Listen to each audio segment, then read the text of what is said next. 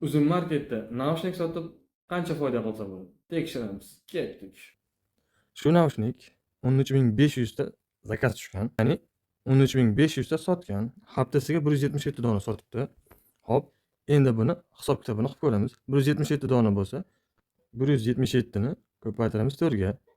Ya'ni bir oylikni hisob kitobini qilyapmiz. 708 ta 700 ta deylik. 700 ta sotyapti mana. Naushnikni 70 ming so'mdan sotyapti. 70 mingni ko'paytiramiz 0,2 ga. Ya'ni 20% komissiya, 6 ming logistika. Hammasi bo'lib 20 ming so'm sotuvchidan uzun to'lab olmoqda. 70 mingdan ayiramiz 20 mingni. Bu naushnikni Xitoydan zakaz qiladigan bo'lsak, bizga qanchaga tushadi? Hisoblab ko'ramiz. Ketdik. Xuddi o'sha naushnik Xitoyda 806 yuan.